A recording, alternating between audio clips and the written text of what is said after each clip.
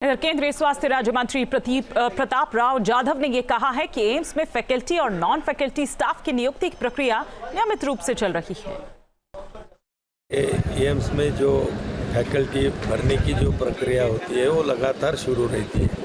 Faculty आती ही रहती है, बीच में कुछ लोग छोड़ के भी जाते हैं, तो निरंतर तरह से प्रक्रिया कुछ ऐसी टाइम लिमिट इसके लिए कि भाई ये टाइम कोई भरी जाएगी ऐसा नहीं होता है। साल भर वो प्रक्रिया शुरू रहती है। जैसे भी लोग आते हैं उनको वहाँ पर इंटरव्यू देने के बाद में वहाँ पर लिया जाता है। स्वास्थ्य मामलों की संसदीय समिति की सदस्य प्रभा मल्लिकार्जुन ने यह कहा कि सरकार एम्स समेत पूरे देश के हेल्थ इंफ्रास्ट्रक्चर को बेहतर बनाने के लिए गंभीरता से काम कर रही है। काम कर रही है, लेकिन जो ग्रास रूट्स में है, हमारे जो सरकारी अस्पताल हैं, पीएचसी, सीएचसी है, डिस्ट्रिक्ट अस्पताल है, उसको स्ट्रेंथन करने के बारे में सरकार भी विचार कर रही है और हम जो स्टैंडिंग कमेटी के मेंबर्स हैं उसके बारे में भी कंट्रीब्यूशन कर रहे हैं। इंफ्रास्ट्रक्चर की कमी है, डॉक्टर्स की कमियां हैं, वो सब नज़रअंदाज नहीं कर रहे हैं। जो व्यवस्था है उसमें भरपूर काम जो स्टेट और सेंटर मिलके कर सकते हैं वो करने की सोच रहे हैं। और इधर बीजेपी सांसद प्रताप सारंगी ने यह कहा कि एनडीए सरकार के शासनकाल में सरकारी अस्पतालों का विस्तार और विकास दोनों हुआ है।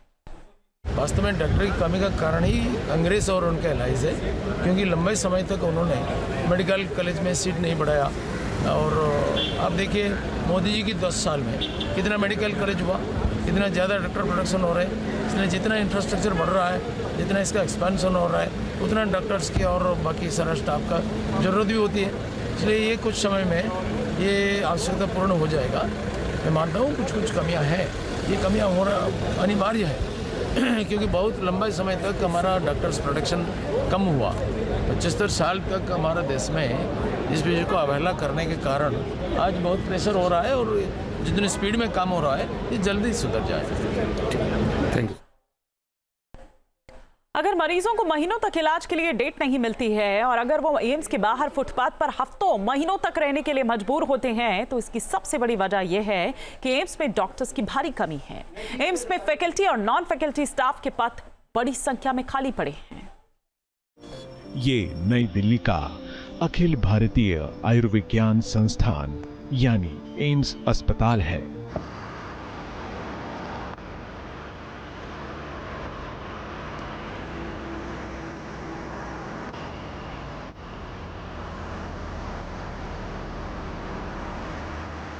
साल के किसी भी रोज, चाहे दिन हो या रात, सर्दी हो या गर्मी हो या बरसात, अगर आप एम्स कैंपस या उसके आसपास की सड़कों से गुजरेंगे तो आपको वहां अनेक ऐसे मरीज और उनके परिवार के लोग मिलेंगे जो महीनों से एम्स की परिक्रमा कर रहे हैं, लेकिन ना तो प्रतीक्षा सूची खत्म होती है और ना उनका नंबर आता है।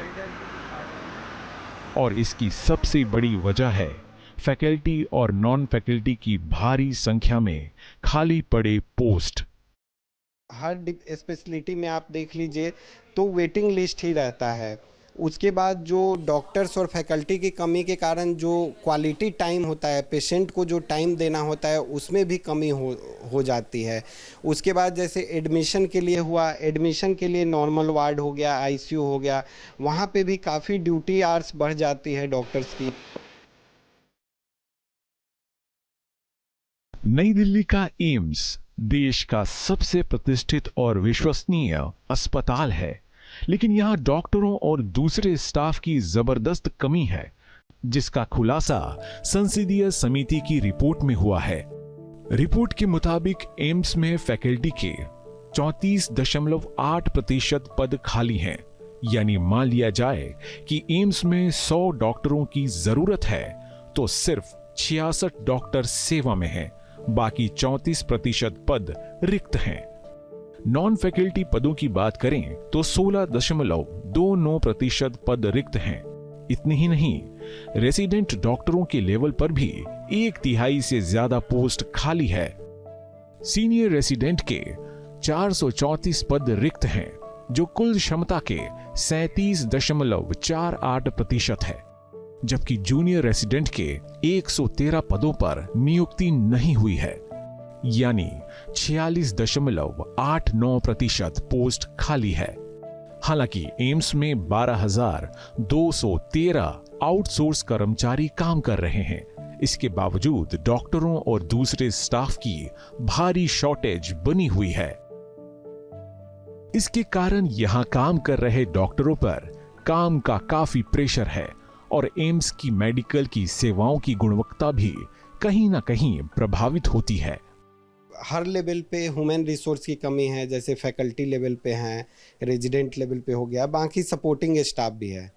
तो इस कारण से क्या हो रहा है कि इसमें मेन जो मुद्दा है दो है कि डॉक्टर्स की कमी और दूसरा ये है कि पेशेंट को क्या प्रॉब्लम हो रहा है और हमारी ह्यूमन रिसोर्स की कमी के कारण हम लोग को क्या प्रॉब्लम हो रहा है।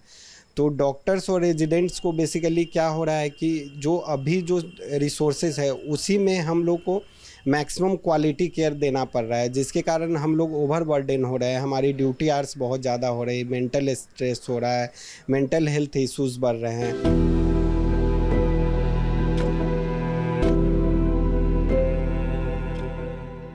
एम्स में मरीजों की कितनी जबरदस्त भीड़ है, इसका अंदाज आप इसी बात से लगा सकते हैं कि यहां हर रोज करीब 18,000 मरीज ओपीडी में इलाज करवाने आते हैं। एम्स में हर रोज 150 से 200 तक छोटे बड़े ऑपरेशन किए जाते हैं। 200 से 300 मरीजों को हर दिन यहां सफल इलाज के बाद डिस्चार्ज किया जाता है। लेकिन मरीजों की भारी भरकम संख्या के अनुपात में एम्स में फैकल्टी डॉक्टरों और दूसरे सपोर्ट स्टाफ की संख्या क्षमता से काफी कम है।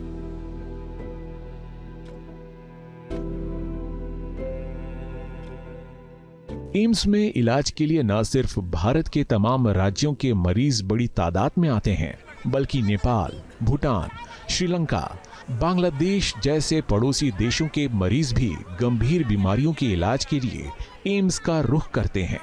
लेकिन एक तरफ मरीजों की बढ़ती तादाद, दूसरी ओर डॉक्टरों की भारी कमी।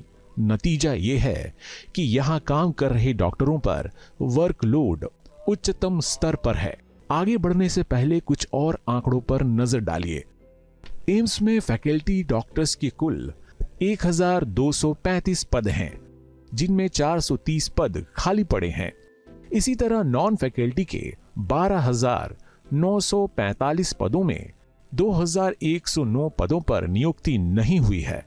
कुल मिलाकर 14,180 स्वीकृत पदों से 2,539 पद रिक्त हैं।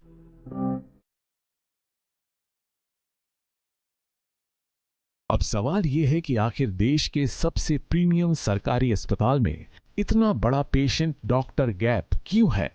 सरकार इस दिशा में क्या कर रही है? यह सवाल हमने एम्स प्रशासन के सामने रखा। तो एम्स के स्पोक्स पर्सन डॉक्टर रीमा दादा ने बताया कि रिक्त पदों को भरने के लिए एक निश्चित प्रक्रिया है, जिसके तहत नियुक्तियां की जा रही है। यहाँ एम्स में प्रतिदिन एम्स दिल्ली में करीब 18,000 से 20,000 मरीज आते हैं और रिक्रूटमेंट की प्रोसेस ऑन है। जैसे कि फैकल्टी के लिए हमारे टोटल सैंक्शन पोस्ट जो हैं वो 1,235 हैं।